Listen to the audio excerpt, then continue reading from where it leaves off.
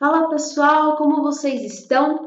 Sejam muito bem-vindos a mais uma aula aqui do nosso canal do Futuri. É um grande prazer ter vocês aqui com a gente. Antes da gente começar a aula de hoje, que nós vamos tratar sobre a ação popular, eu quero que você já deixe o seu like, se inscreva no canal e, é claro, ative o sininho de notificação, porque toda semana tem aula nova aqui no canal, mas você precisa ser notificado para não perder nenhum conteúdo nosso aqui do canal. Como eu disse, na aula de hoje a gente vai falar sobre a ação popular, todos os aspectos importantes para a sua prova de procuradorias. Então, vem aqui comigo que eu vou começar a fazer o compartilhamento do material. Primeiramente, a gente tem que analisar o dispositivo constitucional que trata sobre a ação popular, que é o inciso 73, que vai dizer que qualquer cidadão é parte legítima para propor ação popular que vise a anular ato lesivo ao patrimônio público ou de entidade que o Estado participe, à moralidade administrativa e ao meio ambiente, ao patrimônio histórico e cultural, ficando o autor, salvo comprovada má-fé, isento de custas judiciais e ônus de sucumbência. Então, aqui a gente tem o dispositivo constitucional que trata sobre a ação popular. Mas quando que surgiu a ação popular? De acordo com o doutrinador José Afonso da Silva, a ação popular ela surgiu lá no direito romano. O cidadão ele tinha então o direito de manejar a ação popular, que é uma forma de exercer a iniciativa popular para proteger o patrimônio público, aqui para a proteção das praças públicas, para então evitar que animais ferozes transitassem em áreas públicas. Essa ação popular, então, já era utilizada lá no direito romano como uma forma de exercer a cidadania, né, diante da gestão pública.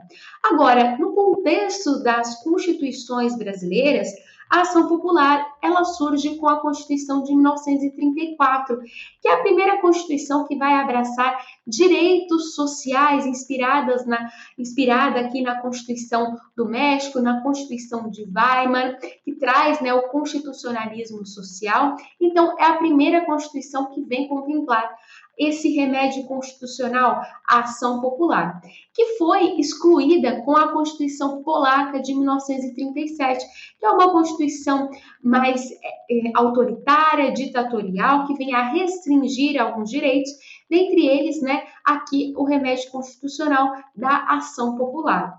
Mas ela volta na Constituição de 1946 e a partir disso ela não é mais excluída das constituições seguintes. Mas nenhuma outra Constituição antes da nossa Constituição atual defendeu tanto a ação popular e, inclusive, ampliou o seu objeto, que antes era mais restrito ao patrimônio público, e agora a gente abraça também a moralidade administrativa, o meio ambiente, o patrimônio histórico e cultural. Então, a Constituição atual, ela veio a ampliar o objeto de proteção da ação popular, né, dando maiores, né, privilégios, aí protegendo mais esse remédio constitucional, o que não foi feito nas constituições anteriores, apesar dessa previsão da ação popular. Na natureza jurídica da ação popular, ela é mista. No plano constitucional, nós temos a ação popular como uma ação constitucional, mas no plano infraconstitucional, ela tem natureza civil de procedimento comum. Então, ela é uma ação civil de procedimento comum, porque é cabível aqui a dilação probatória, diferentemente no caso do mandado de segurança, que a gente precisa de uma prova pré-constituída, porque não temos a fase procedimental de dilação probatória. A ação popular, ela tem essa abertura para a dilação probatória, então ela não precisa de prova pré-constituída. Seguindo aqui, pessoal, qual que é o objetivo aqui da ação popular? E a gente já viu que é visa anular ato lesivo. Então, o objetivo é anular atos e contratos que venham a colocar em risco ou que já tenham lesado o bem comum, né, na defesa de direitos difusos. Então, ela vem com o objetivo de anular contratos e atos que tenham, né, uma ameaça, que projetem uma ameaça ao bem comum, né, a direitos difusos, ou que já estejam provocando, de fato, uma lesão, né, ao bem comum, aos direitos difusos. Aqui nós já percebemos duas espécies de ação popular. A ação popular preventiva, que vem, então, para, nas circunstâncias que nós encontramos uma ameaça de lesão a direito difuso, e nós temos também a ação popular, que ela é repressiva, que ela acontece quando a lesão já aconteceu e ela pode ser manejada em um prazo de 5 anos.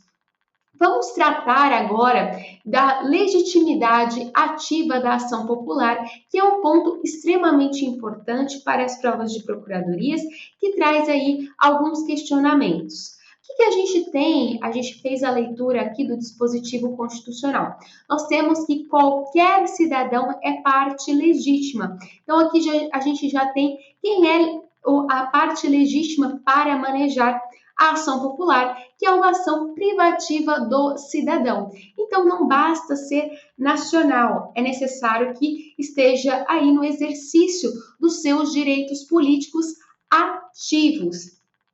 Vamos então analisar de forma mais minuciosa o que isso significa. Significa que os inalistáveis, aqueles que não têm direitos políticos ativos, previsto lá no artigo 14, parágrafo 2º da nossa Constituição, significa então que esses inalistáveis não podem ajuizar ação popular, não têm legitimidade. E aqui nós vamos incluir os conscritos e os estrangeiros.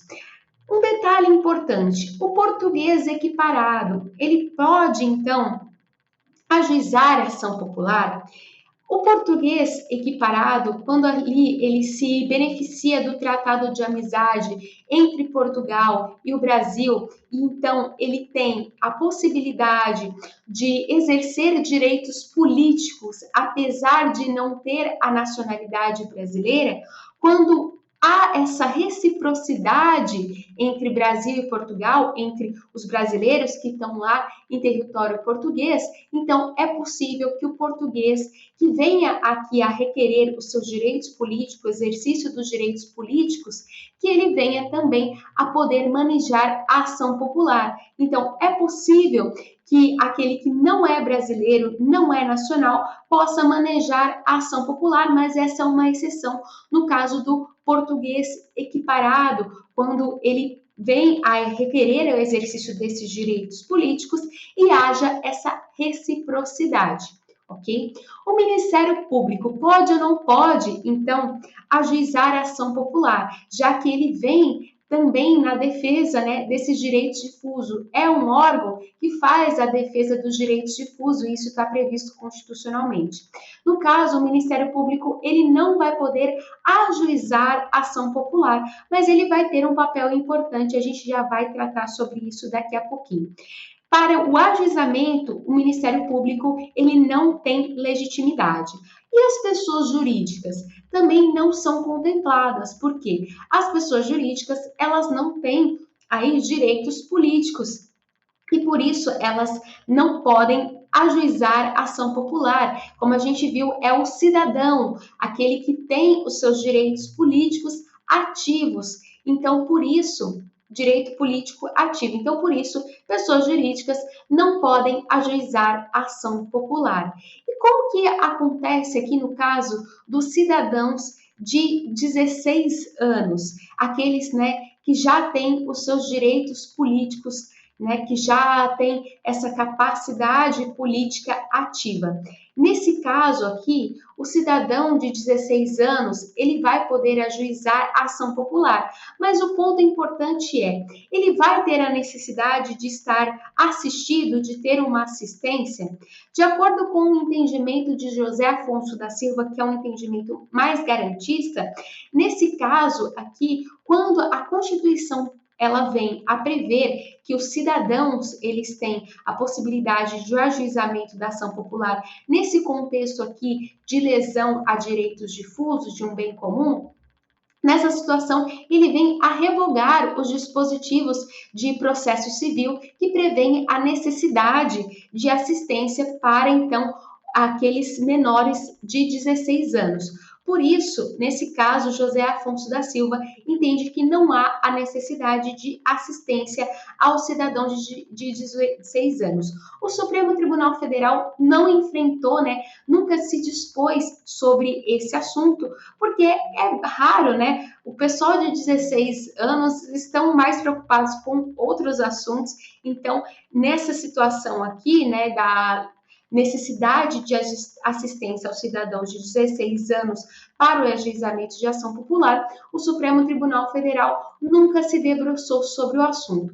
Mas José Afonso da Silva, ele vem com esse entendimento mais garantista de que não há a necessidade de assistência ao cidadão de 16 anos para o ajuizamento de ação popular. Por outro lado, o doutrinador Barroso, ele entende que há a necessidade, sim, dessa assistência ao cidadão de 16 anos para o ajuizamento da ação popular, mas a gente tem essa visão mais garantista para José Afonso da Silva. E com relação, pessoal, à situação de suspensão superveniente dos direitos políticos do autor da ação. Nesse caso, qualquer outro cidadão pode dar continuidade à ação popular e o Ministério Público ele pode vir a assumir essa ação popular. Como a gente viu, ele não pode ajuizar de plano a ação popular, mas no caso de suspensão superveniente de direitos políticos e no caso também de desistência, que a gente já vai ver um pouco mais detalhadamente daqui a pouco, o Ministério Público pode assumir, assim como outro cidadão também pode dar prosseguimento à ação popular. Seguindo, súmula importante sobre a legitimidade, súmula 365, vai dizer que a pessoa jurídica não tem legitimidade para propor ação popular. Nós bem sabemos que as pessoas jurídicas são titulares, sim, de direitos e garantias fundamentais, inclusive é possível que a pessoa jurídica maneje um habeas corpus, não como paciente do habeas corpus, mas para proteger o direito de ir e vir de uma pessoa física, um terceiro, mas no caso da ação popular, a pessoa jurídica, ela não tem a legitimidade, por não ser cidadão. Um outro ponto importante aqui, saindo da legitimidade ativa, é o polo passivo. Todos aqueles que estão envolvidos nessa lesão a esse direito difuso, a um bem comum, precisam estar ali envolvidas, participando no polo passivo da ação popular. Então, não só aqueles que deram causa a essa lesão ou que estão dando causa a essa ameaça à lesão, mas também aqueles que se beneficiaram ou que podem vir a ser beneficiados com essa possível lesão, em caso de ameaça. E aqui nós temos um litisconsórcio passivo necessário em todos esses envolvidos nessa lesão ou ameaça à lesão. Vamos analisar agora de forma mais detalhada o papel do Ministério Público na ação popular. A gente viu que ele não é legitimado para ajuizar a ação popular, mas ele, em regra, ele vai atuar como custos lege, como fiscal da lei. Mas nós temos outros pontos aqui de atuação do Ministério Público. Ele pode vir como substituto processual. Vejam o que diz o artigo 9º da Lei da Ação Popular, Lei 4717 de 65, que vai dizer o seguinte: se o autor desistir da ação ou der motivo absolvição da instância, serão publicados editais nos prazos e condições previstos no artigo 7º, inciso 2º, ficando assegurado a qualquer cidadão, bem como ao representante do Ministério Público, dentro do prazo de 90 dias da última publicação feita, promover o prosseguimento da ação.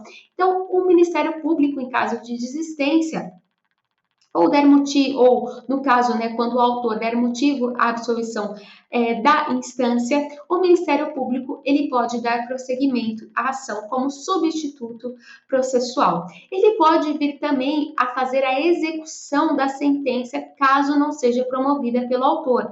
É isso que está previsto no artigo 16. Caso decorridos 60 dias da publicação da sentença condenatória de segunda instância, sem que o autor ou terceiro promova a respectiva execução, o representante do Ministério Público a promoverá nos 30 dias seguintes, sob pena de falta grave.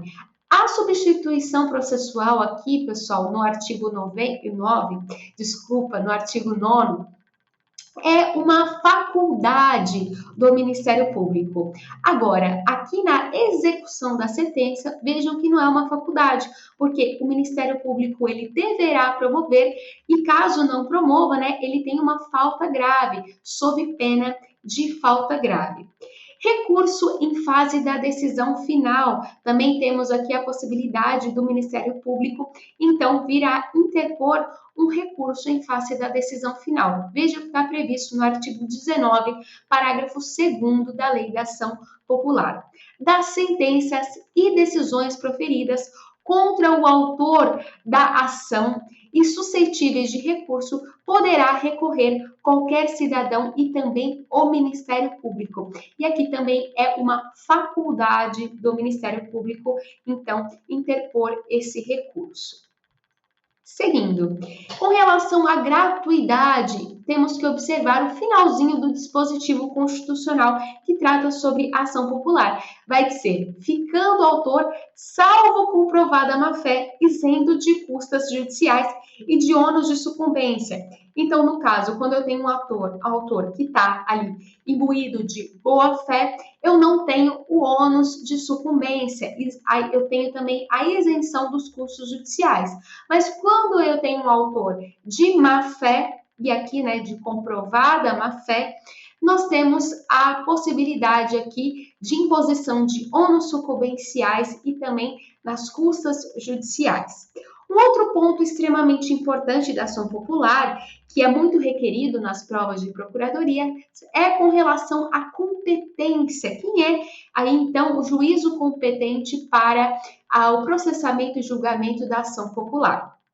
O artigo 5º da Lei da Ação Popular vai dizer que, conforme a origem do ato impugnado, é competente para conhecer da ação, processá-la e julgá-la o juiz que, de acordo com a organização judiciária de cada estado, o for para as causas que interessem à União, o Distrito Federal, ao Estado e ao município. Vejam que aqui a regra é que a competência para a ação popular é do juízo do primeiro grau. Como nós observamos, essa ação popular, que é uma forma de exercício da iniciativa popular, nós temos no polo passivo autoridades, né? E que muitas vezes essas autoridades têm prerrogativa de foro de função. Mas na ação popular, esse foro de prerrogativa de função, ele é afastado. Então, ainda que eu tenha uma ação popular que tenha no polo passivo o presidente da República, que é uma autoridade que tem foro de prerrogativa de função previsto constitucionalmente, o juízo competente para a ação popular vai ser o juízo de primeiro grau. A prerrogativa de foro, ela é afastada. Mas no caso aqui a gente tem que analisar as exceções. Na reclamação 2833, o Supremo Tribunal Federal entendeu que é de competência do STF as ações populares que são opostas em face de um conflito federativo. Então, se eu tenho uma ação popular que está aqui no contexto de conflito federativo, que, segundo o artigo 102, inciso 1º, a linha F, é de competência do STF, essas ações que tenham aí, então, o conflito federativo, Então, nessa situação, a ação popular, ela tem como juízo competente o Supremo Tribunal Federal.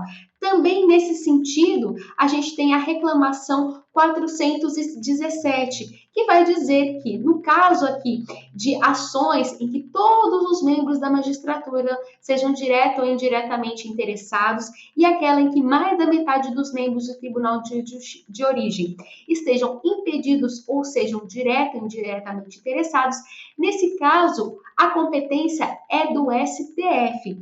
Então, uma ação popular que venha aqui a dizer respeito, né, a todos os membros da magistratura, porque eles são direta ou indiretamente interessados, nessa reclamação aqui 417, ficou reconhecido que a competência é do Supremo Tribunal Federal.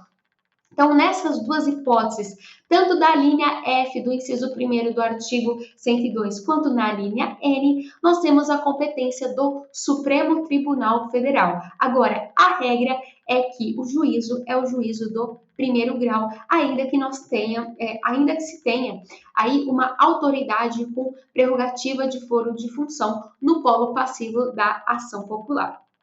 E aqui, pessoal, por fim, nós temos que analisar o cabimento da ação popular. Ela vem, como a gente viu, para evitar ou para reparar uma lesão ao patrimônio público. E aqui, quando a gente fala no patrimônio público, a gente tem que trazer como exemplo o caso de uma ausência de licitação. Quando eu tenho uma hipótese em que é obrigatória a realização de licitação, e o administrador, o gestor, ele não realiza essa licitação, nesse caso, a gente tem uma lesão ao patrimônio público. Então, a ausência de licitação, ela é uma hipótese de cabimento de ação popular.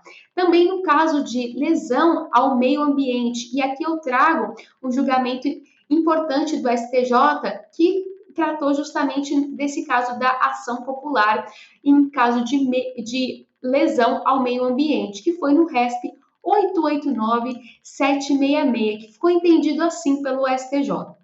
A ação popular é um instrumento jurídico que qualquer cidadão pode utilizar para impugnar atos omissivos e comissivos. Vejam então que aqui é uma lesão que pode vir de uma omissão ou de um ato comissivo, que possam causar dano ao meio ambiente. Assim, pode ser proposta para que o Estado promova condições para a melhoria da coleta de esgoto de uma penitenciária com a finalidade de que cesse o despejo de poluentes em córrego. Então, aqui a gente tem a possibilidade da ação popular, de acordo com o STJ, para então evitar ou para então cessar um dano ao meio ambiente em razão de um ato omissivo ou de um ato comissivo da administração pública. Seguindo aqui, a moralidade administrativa. Quando eu tenho uma ação popular, a gente pode ter o manejo da ação popular também no caso de lesão à moralidade administrativa. Então, veja que não é simplesmente aqueles atos que são claramente ilegais que pode resultar no manejo da ação popular, mas também no caso de uma lesão à moralidade administrativa. E nesse caso, vejam que entendeu o Supremo Tribunal Federal no RE 167-137. Por ofensa à moralidade administrativa, é inválida a nomeação para o cargo público quando nomeado não exibe o mínimo de pertinência entre suas qualidades intelectuais e o ofício a ser desempenhado. Vejam aqui que a gente tem, então, uma possibilidade de ação popular, manejo da ação popular por ofensa à moralidade administrativa, quando eu tenho um cargo público e para esse cargo público a gente está tendo a nomeação de alguém que não tem qualquer tipo de qualificação ou intelectual para desempenhar esse cargo. Nós temos, então, uma ofensa à moralidade administrativa, podendo, então, ter o ajuizamento da ação popular. Por fim, nós temos também a possibilidade do manejo da ação popular no caso de lesão ao patrimônio histórico e cultural, tá certo? Então, pessoal, era justamente isso que eu gostaria de ver com vocês na aula de hoje sobre a ação popular. A gente conseguiu passar por todos os pontos importantes e que podem vir a ser motivo de questionamento na prova de vocês. Espero que vocês tenham gostado. Se você gostou, já deixa o seu like, deixa o seu comentário também se você gostou ou se ficou alguma dúvida sobre o assunto que a gente tratou na aula de hoje. Se inscreva no canal e não deixe de ativar o sininho de notificação para que você seja notificado toda vez que tiver aula nova aqui no canal. Um beijo e até a próxima aula!